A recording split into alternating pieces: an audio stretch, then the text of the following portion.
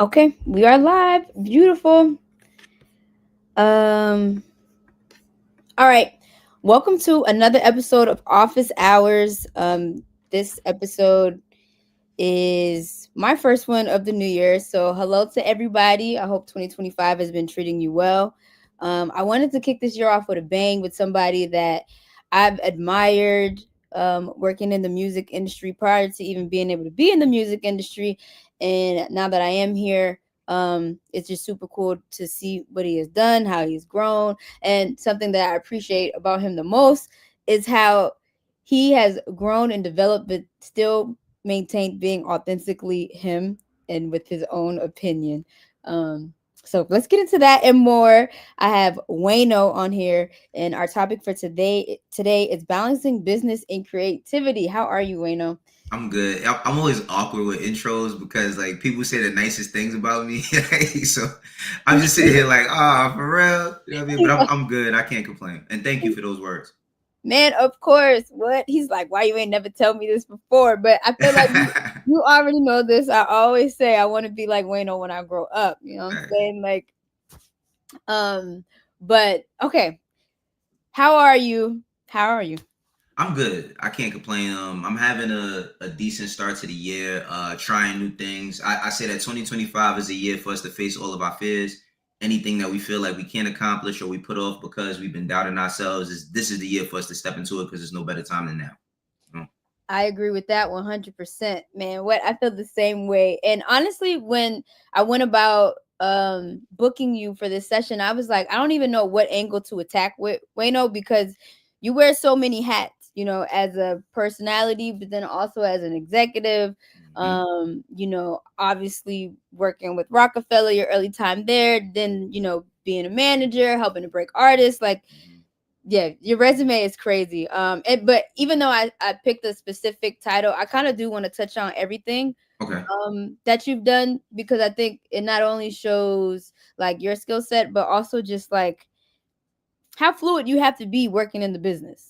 Right. Right. Um, okay, so let's just start with your current job though, as head A&R over at Quality Control Music. Well, I have some news to break. I'm no longer at quality control. What? Yeah, I'm no longer at QC. But I mean, this is something that's very, very new. Everybody doesn't know it. But Okay. yeah, but I can talk about my time there. I mean, I was, sought out by P, and coach, and they brought me down and I moved to Atlanta, to do the job because I wanted to just be all in. You know what I'm saying? I really wanted to be all in. And even though I'm not with the company anymore, I learned so much. So the bonus is just getting paid. You know what I'm saying? Like the amount of knowledge that I got working there over the past like 3.5, almost 4 years is like worth more than a lot of the money that I made with them. You know what I'm saying? So I'm just grateful to be in that position and had been trusted with their brand and their company. But we just all decided to go different ways. It wasn't nothing bad. It wasn't nothing Okay. negative. You know what I mean? It makes sense. I know they're doing a lot of changes too, Right. just as for the company as a whole. So I'm not even Mm-hmm. surprised. But talk to me, Wayno. How did you go about scouting talent? So for me, it happens a lot of different ways because in today's world, you always get that the artist that's upset that they're not on research and people get discovered on research. So they're like, yo, the research ain't no real artist on there. That's not true. I look at research, but I also like I tap into people that's on the ground. Like I have friends in Cali. At one point in time, I was looking to sign a LA artist, so I had hit up, one of our good friends, DJ Head, and I had asked him like, "Yo, who's moving and shaking out there?" So he'll just send me stuff, and to me, it doesn't matter if you have like a ton of numbers. Like the numbers do help only because they give you a bit of a scale, but most of the artists that I built up or I worked with, I worked with before anybody knew who they really was on a general basis. So I love that Lego stage. I call it the Lego stage because you get to put like the blueprint and you get to put everything together. So I love like building things from the ground up. So it doesn't matter to me. Like I look like I haven't gone to like a showcase in a long time. That's something that I used to do being in New York, like going to SOBs, being there all the time. There's always new artists performing there. But I use the internet and I use relationships. Yeah, the internet really is the new thing now. But I like the Lego phase Yeah. phrase. I'm definitely still in that. That's cute. Hey, Uh, you got it. when once you find artists, how do you strategize rollouts, marketing, and just like the story behind them. And can you, before you say that, can you just mention a few of the artists that you have worked with? And if you guys are in the chat listening and have a question, feel free to drop it, and we'll do Q&A periodically throughout it. But Hood Savers said, excited for this conversation. Hope everyone's week is productive. Thank you. We Facts. What up, appreciate that. Jose? I mean, so a few artists that I have worked with, my early days, Beanie Siegel, but he was already Beanie Siegel when I met him. But I say Beanie Siegel, the Young Guns back in my early career when I started, doing management independently. Dave East, you know what I mean? TJ Porter was another artist that I, was helping from the ground up. Sada Baby I worked with as well. You know what I'm saying? Actually, that's how I met Skilla Baby, because when I was working with Sada, Skilla would just be in the corner, you know what I mean, just chilling quiet to himself and writing raps. And That's crazy, actually. yeah, I ain't gonna lie, like I've been around so many artists at the beginning stages, and like with Skilla, before I had left Asylum, I wanted to sign him, you know what I mean, like because I had built such a relationship with Sada and all his guys, and like Skilla, I had seen like the potential in him. So like you said at the beginning stages, right? Like what is that like building something up? What's the strategies and all? I mean, what I do is when I meet a new artist or a new act, I'm really about like what it is that they want to accomplish, right? Like if money is the thing, then that's cool. We'll make some money. You know what I'm saying? Like I know how to get money out of music. That's cool. But if it's, about you being the greatest version of yourself, then that means that you got to go through training, right? Like I always say that, people see Steph Curry and they think, oh, he just got that good. Now that's a product of a lot of practice, Right. and a lot of putting up shots in the gym. And that's what you got to do metaphorically as an artist. If you want to be the best, when I worked at Rockefeller and I was around Jay-Z, he was in the studio every day and he was rich. Like I'm talking about, he was the richest person I ever met in my life. And he was in the studio every day, like after a party in the studio, you know what I'm saying? Before he's going somewhere in the studio, days where everybody, we gonna go chill. We just come into the studio late. He been there for hours. So I think that like, to be great, you just gotta, have a hell of a work ethic. That's what it really takes more than anything. So first is identifying the work ethic. Then it's about like the brand building on the music side. All right, cool. You want to be an act. We got the music established. What else do you want to do? Right. And before we could get to any of those things, we got to do something good with music. So it's just like it's kind of like I equate it to like a video game. You can't get to the next level without beating first. So you got to keep, beating every level to get better, Yeah. I like what you said about work ethic, because that I see a lot of like really talented people who don't necessarily go anywhere, but it's just because they don't work hard. Like the talent is just not enough. Um, yeah. Absolutely. That's a big problem in our community. People, thinking that it's just supposed to happen. And even with myself, with me doing media, and I know that's probably something we'll talk about later, but just briefly, like for me starting independent media is like I was so used to just pulling up and just doing it and everything being done. Now it's like I gotta record, I gotta edit, I gotta, it's so many processes, but the more you do it, the better you get. So it's just about how bad you want it, how bad you want to do it. Yeah. Real. I know a lot of people talk about, or like, this is a saying, it's like, yo, A&Ring is dead. People don't A&R no more. How do you feel about that statement? And if you do feel like it's still alive, do you think it's just different? Like, do you think it just looks different in this day and age? So let me just be honest. Like, I hate that statement only because, like, people think, like, most people who say that don't even know what being an A&R entails, right? And being an A&R is not just about signing somebody. Like, how about negotiating prices with producers and dealing with their crazy managers and clearing samples and dealing with deliverables? And like, so when people say something like when Friday comes and you get all these new songs and you might like some or you might hate some and you get the opportunity to just criticize it, you don't understand the amount of pressure that's put on an A&R. Like the same artist that you love that has a career, so does the A&R. So when, like, if you have an artist that's insubordinate, that don't want to work, that doesn't want to do shit, I could talk however. No, keep it. Okay. So when you have an artist that doesn't want to do much, right? Like that doesn't want to do much, and you're like pulling or pushing for this, this guy, this girl to work, and they don't want to work, and then everybody's pointing at the label and saying, oh, they're not doing A&R work, they're not doing A&R work. That's the behind the scenes that you don't get a chance to see. So there are tons of great A&Rs, tons of great A&Rs. And I think that people, if you want to, criticize A&R, you have to learn what the job entails. It's not about just signing the hottest person. Yeah. And it's not about it's not easy to catch a hit record. If it was easy to catch a hit record, I put a hit record out every single day. That goes back to the conversation we was having about work ethic. So, have a little bit of patience when people, not you, but generally speaking, like people need to have patience when they talk down on A&Rs, because A&R does exist and the business is changing a lot. So yeah, it does look different. It does look different in a lot of different ways. Yep. Nope, that's true. Hood Savers said, "Love the clarification of A&R because there are so many people who stick A&R in their bio now." Yeah, and you know what that is? That's just, I'm not excited by, I'm not bothered by people being excited to put A&R, because it's the perception of what they have of the job, right? But like, it's like being an electrician. You can't call yourself an electrician without going to electrician school, right? So in order to be an A&R, you got to go through certain ringers, right? And the thing about it is, there's not a list of things that you could possibly put, but for the person who understands, it takes time and like that Lego stage and curation and relationship building. A lot of features and things that happen come from A&R's relationships. Like, how about like when your artist gets this big feature from somebody, and just because they gave him the feature doesn't mean it's going to get cleared. So now the A&R has to lean on their relationship to get the record cleared with with not only the label, but the attorney. You know what I'm saying? It's a lot that goes into it that people don't get a chance to see. But salute to the people who want to be A&Rs. I wouldn't advise a lot of it, but if you want to do that, go for it. You know what I'm saying? That just sounds like a headache, honestly, in hearing that long story short of the process of getting it cleared. But Yams Taterum asks from Twitch, shout out to Yams for tuning in, does analytics play a role to you when you are picking an artist? And are there any sites that help you gather all the data in one place?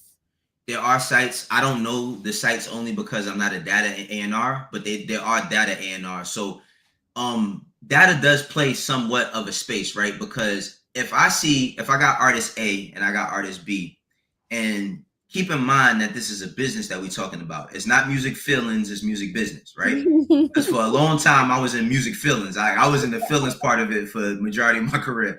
But Wayno, man, that's the second bar you dropped. I'm still in that too. No, you got, listen, what's mine is yours, my sister. So look, when you got artist A and artist B, and artist A, like equate artist A to like your friend that doesn't go to school at all, but they can always pass the test, right? Like they don't come to class, they don't do the homework, but when that test comes, they can pass the test.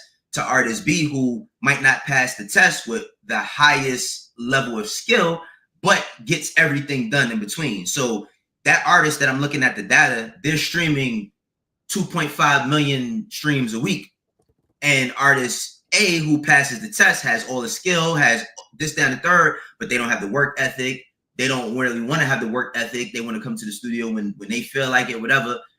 I'm going to go with artist B, because even though they might not have the best skill, a better skill set than artist A, they are doing something that is tangible. Again, artist business, not artist feelings.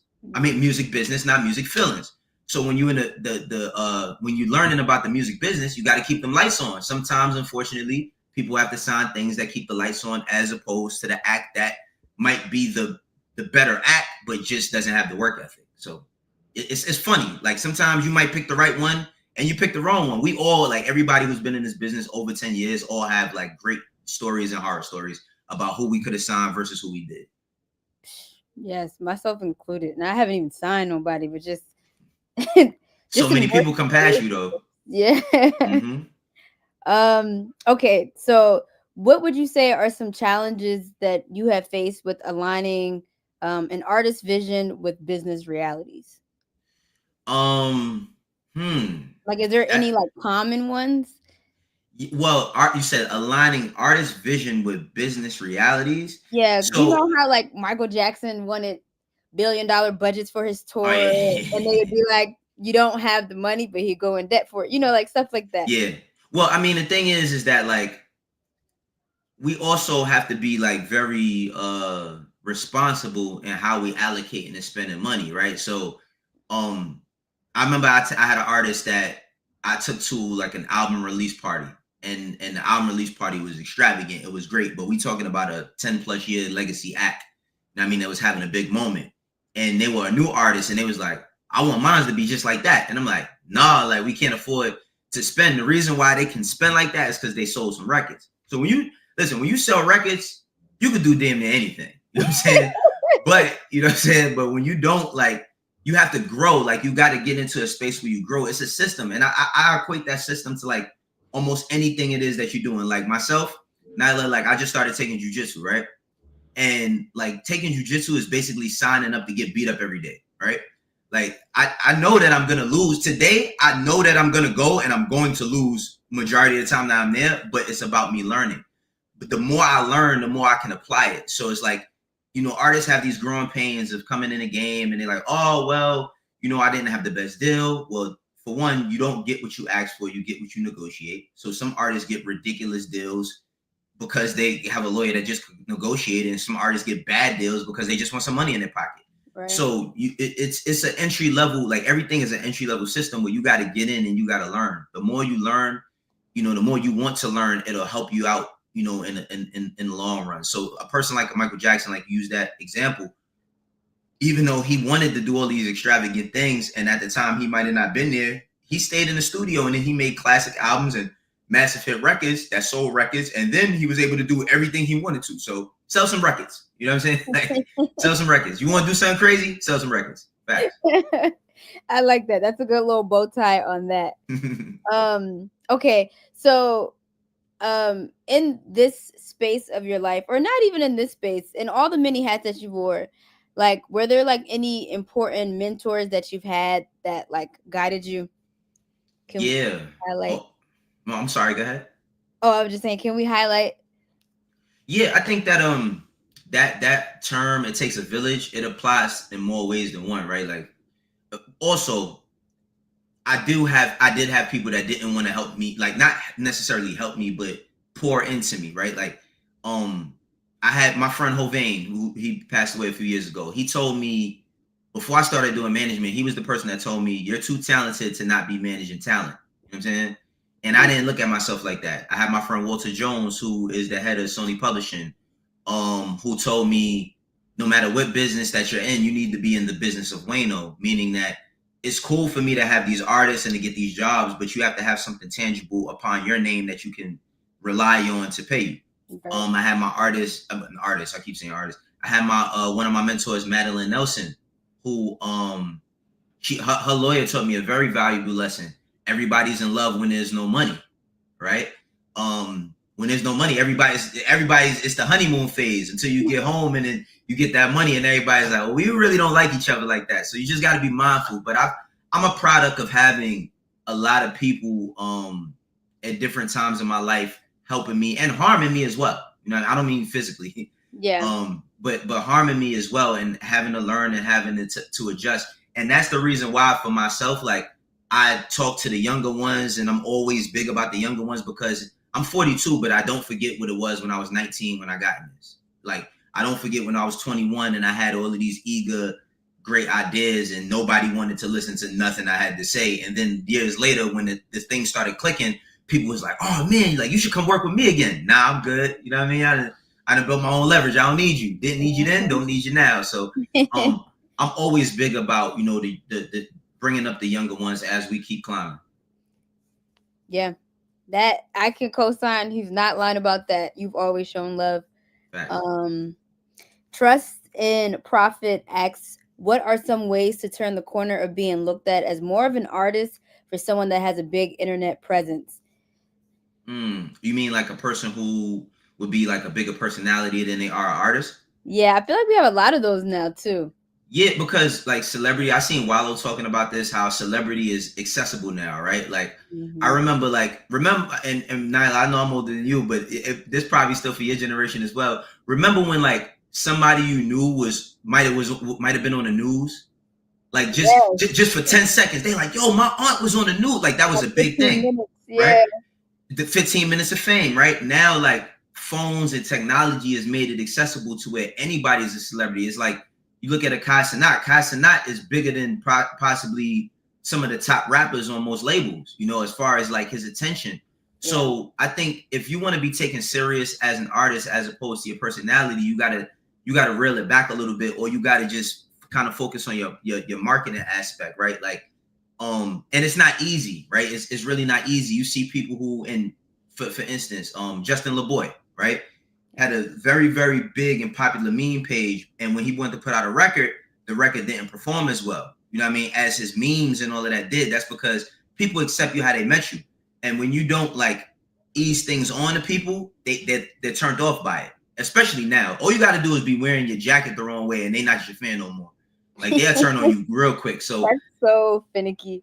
no, it's bad. So I think like in order to kind of like turn a corner or transition, you just got to show that you're serious about it, right? Like if I tell you that I want to be the best bodybuilder that's ever walked this earth, I can't go to the gym one time a week, right? Like I got to show initiative. I got to put that work in, and then I also it's going to throw people off because they never seen a picture of me doing all of this. You know what I'm saying? So I can't just do that tomorrow. You got to just baby steps until you get comfortable enough to, let the world into your world. Yeah. To piggyback off of what Wayno just said, definitely don't do nothing overnight. Emphasis on the like slow feed people. Be strategic and intentional about that, and dumb it all the way down. Yeah. But another question for you, Wayno, from Yams, was there any books that you've read that helped you in your music journey? No. I'm sorry. Yeah, like I mean, all the books that I read, I usually read like the books I read are more so about like building persona. Like I've never read a book about like music business because my introduction to the music business was me working in the mailroom.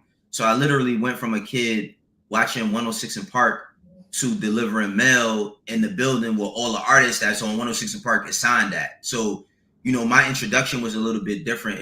It's not conventional. Like nothing that I've done in my career has been conventional. So there is one book that I will say does help, but you can apply it in a lot of different ways, and that's the 22 Immutable Laws of Branding. The 22 Immutable Laws of Branding. That book, it really opened up my eyes as to why I was into a lot of the things I was into. I feel like anybody who has enough sense can read that book and apply it to, if you want to do music, if you want to do sports, like anything that you want to do about brand building, like you could read that book and learn a lot from it. I think I've also heard that book recommended too. It's a good book. It's a really good one. Love that. Shout out to Ozzy P, who said, "Hey, my guys, we appreciate you for checking in." What up, Ozzy? And then I wanted to highlight another one. Someone commented this. This is Lil Kiff. You don't get what you ask for, you get what you negotiate. Or you don't get, what you ask for, you get what you negotiate. I think that was in regards to what you were saying. Yeah, facts. I do that with my kids, man. Like, listen, don't ask me when they say, "Yo, can I borrow some money?" I'm like, "Borrow? Are you sure you want to borrow?" Like, because when you say borrow, you're implying that you're gonna give it back. You know what I'm saying? Like, if you're asking for it, that's a different conversation. So you definitely gotta work on your negotiation skills. Man, Wayno, that's how I know you from Harlem. Everybody from Harlem can negotiate. It's something, something in the water out there, man. Yo, listen. Once we learn that 4 quarters equals $1, we do not stop. So you know what I mean? Like that's all it is. We're always about like building. And then one thing about Harlem, to your point, we're good at marketing. A person from Harlem will make 50,000 look like 500 million. You know what I'm saying? So it's like you gotta really learn how to improvise being from where I'm from. No, you're right. I am jealous about that. I wish I was Harlem simply just so I can have that quality.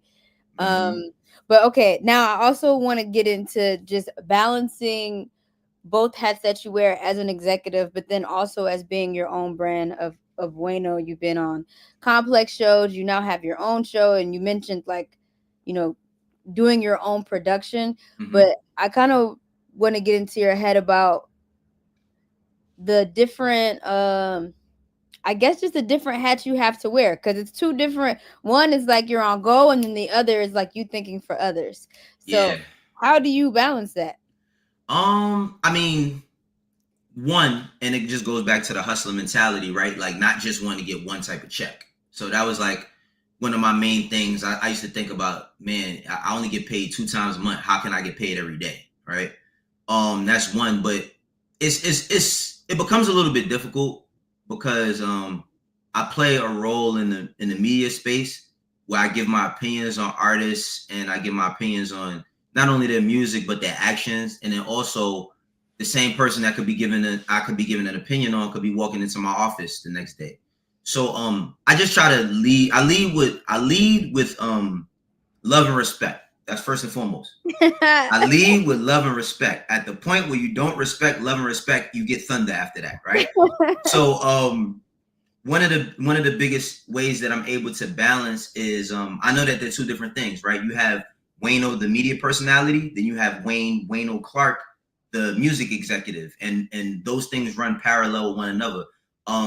My media presence helps me with my relationship building. Like if I needed to call Rob 49 right now and tell him, yo, I got this kid I just signed. We got this record. I need you on a remix or something. I got a budget. He's gonna answer my call because I have a relationship with him. That's my own. That's kind of curated by me just being Wayno, the media guy. Because Wayno, the media person, that's me every day. You know what I'm saying? Like that's me every day. Yep. Wayno, the music executive, is me every day as well. But that is a different curation of how I handle things. Yeah. Because sometimes, even though I'm for you, I might gotta negotiate against you. You know what I'm saying? So I'm just able to differentiate the two. It's like I use the analogy of being a superhero, right? Like Bruce Wayne is still Batman, right? Like you swing on Bruce Wayne, you swing on Batman, they're gonna react the same depending on their reflexes, but you know what I mean? It's gonna be a little bit different in how they handle you. So I know that I gotta put a suit on for one and take the suit off for other. So it just depends on, what it is that I'm doing at the moment. Makes sense. Mm-hmm. Makes sense. Yeah. That is, it's interesting because do you feel like you can't necessarily, you said that the personality you is the you all day, but do you feel like there's some things you just can't go all the way in on, like, or like share your total opinion? I think in today's age, being on camera, you second guess certain things. Like everybody doesn't know all my thoughts about everything, but I have to be honest when I'm telling my story. Is like, of course, for instance, the Dreamville situation where I was just telling my story from my perspective. I didn't lie about nothing. Yeah. I didn't make nothing up. But so many people had a problem with what I said, and I was like, well, nobody saw the 500 times I agreed that they was doing the right thing, but the one time that I disagreed. And as much as I love, the art, of course, obviously, I was talking about J. Cole, but the one time where I said, well, I don't agree with what he's doing with this, I was public enemy number one. So, end of the day, I'm leading with love and I'm leading with respect. And at the point where I don't get that, then it is what it is. Yeah. Yeah, that question was more so for me. I'm sorry, nobody asked that, but I'm curious. Hey, I'm on your platform. You better be asking me something too. I'm curious for mine. Like inquiring minds equals me. I need to know because I always feel conflicted about that too. I think that Nyla, because of course we bring into account our relationships when we're on camera, especially when it's a relationship we have and somebody that we not only have a relationship with, but we enjoy their art or their craft. Does something that we personally second guess. Yeah. I think as long as you're honest, no matter what, like you gotta appreciate honesty, even if that honesty comes from a place where you feel like it doesn't benefit you. Because end of the day, what I've been learning about building your own platforms or building yourself independently in media is that people are gonna show up for the Amazons and the complexes and all of that, but how many are gonna actually show up for you? And when it's time for you to be you, like you got to unapologetically be you, regardless to how anybody feels about it. You know what I'm saying? Because at that point, then you're disservicing your audience, which your audience is the people that really support you. Wayno with the gyms, all right? That was gym number 3. Y'all welcome. Might be 4, but who counting? You know what I'm saying? Ooh, heard. My fault. My fault. Someone said this is D4V1. If y'all really live, say hi. What's up, D4V1? What up, D4? Okay, Ozzy P asks, say you have an artist with a great foundation of music, but only have about 500 to 1,000 followers. What would you do to market them and get them out there more? I mean, what I do to market them depends on the artist. I'll say this, right? You don't fall in love with the result, the follow account. Fall in love with the process, right? So if you enjoy the process of creating and putting it out and people judging it whether it's good, bad, or indifferent. Because I think it's really courageous as an artist to even if you make a bad song, like you know what I mean, like even if you make a bad record, it's really courageous to be able to put something down and give it to people for their consumption. So you got to fall in love with the process, and then you got to also be. I don't like the word realistic because I feel like realistic is like the most unreal way to explain things. But I just think that you have to be understanding or cognizant of what it is that you're doing. You have to set goals. All right, you got 500 to 1,000 followers.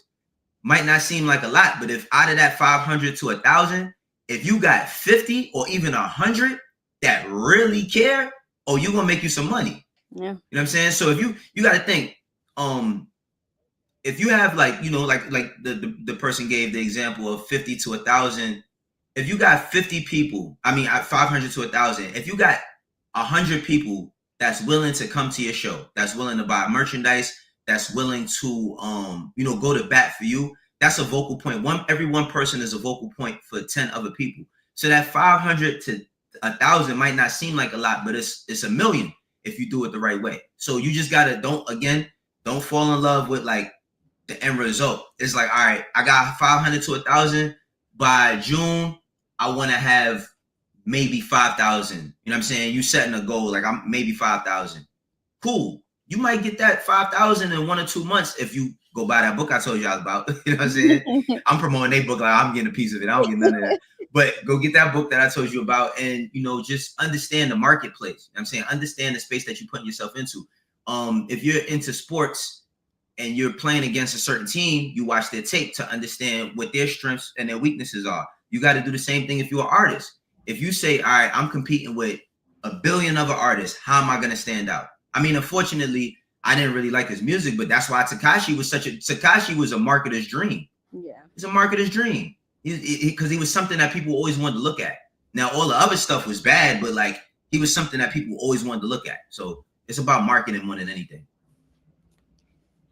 Agreed. Wayno, I wanted to say before we keep going is that one thing I really admire about you is how you've worked your way just through this chaos that we call the music business.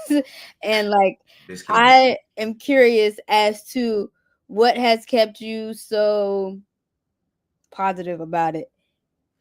Or like optimistic, or I don't know if that's the right word, but you could be jaded from experiences and different companies that you work with. So I'll tell you, right? Like, it's because like as hard as this is really easy for me. Like I don't come from a family that had money. Like I grew up poor. I didn't know I was poor until I became an adult. When I was a kid, like I didn't understand that we didn't have much. But I grew up, I was raised by my moms and my grandmoms. I shared a room with my mother from the time I was born till I was 10. You know what I'm saying? So it's like I had a lot of, humble beginnings in the fact of like, wanting more first I wanted more for my moms and my grandmoms. Then I wanted more for myself. Then once I became a man and had a family, I wanted more for my family. So what really keeps me grounded is like, and keeps me sane is my friend, my family. You know what I mean? More than anything. But I always, I'm not gonna lie, like the other day I got all these old papers and I was going through all these old papers and I found one of my old check stubs, right? And it said that I worked 42 hours and after taxes, I got $370.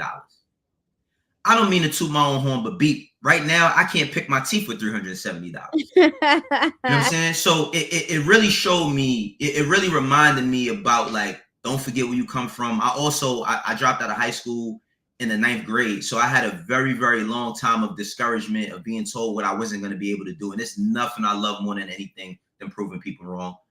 But I had to stop proving people wrong and proving myself right.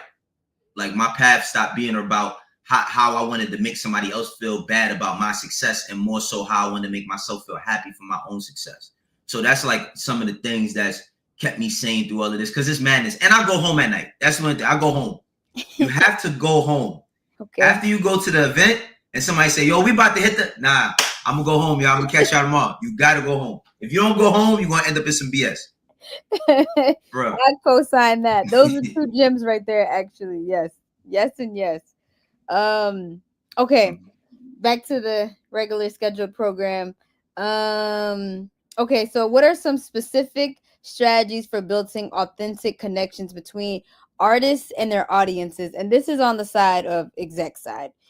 I think see, because I think that, like, when it comes to analytics, there's like this negative connotation that hangs over it, right? It's like, oh man, you looking at numbers, yeah, because I want to understand what it is that I'm doing and who is reaching. So I think, like, built by building those authentic connections, right? It's about people are interpersonality, right? Like, we're not in this time and place where you used to be able to pull so much wool over your eyes because the only exposure was only just a radio interview. Which I think that people should be more into an artist's music than, sometimes their personality, but that's just the time we live in. If you want to be that artist that people will want more into your music, then you gotta fully quadruple down on music and not so much media. Your music has to really be good, and you have to market it good so that people, all they want to hear from you is your music. They might not really care to hear you say too much, but they want to hear you about your music. Establishing those connections is studying your analytics. If any of y'all young brothers and sisters that are in here are on YouTube or on SoundCloud or any other platforms, Spotify, Amazon Music, study your numbers. You might have fans across the water. I'll give you a story real quick, Nala. It was an artist that I was working with, Davies at the time. And there was another artist that, at the time they was kind of competing for who the man was on the east side of Harlem, which the east side of Harlem is an extremely small place. Harlem is a small place anyway, but the east side is very, very small. And they were kind of competing about who was the guy there.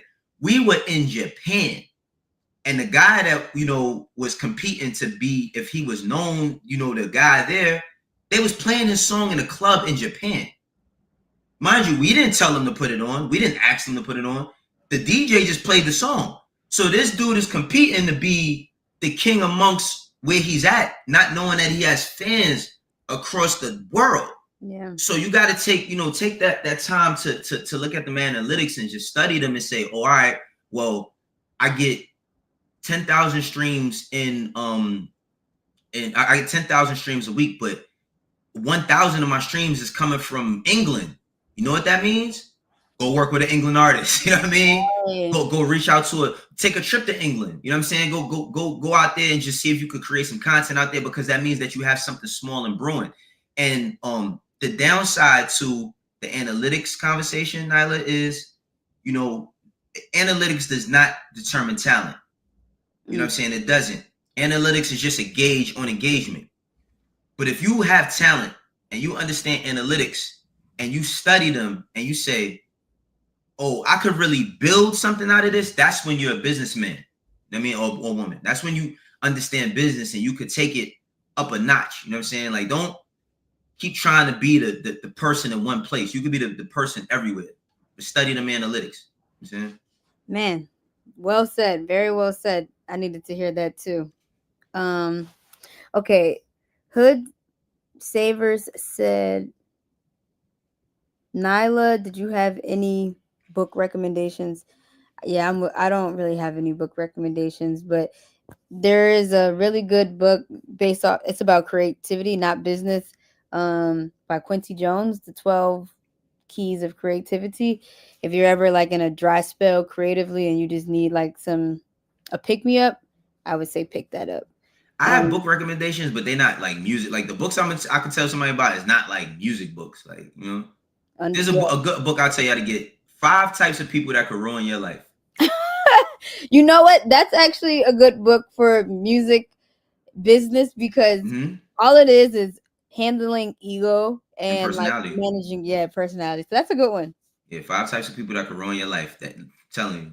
You'll be you start looking at your mom's different after you read that book.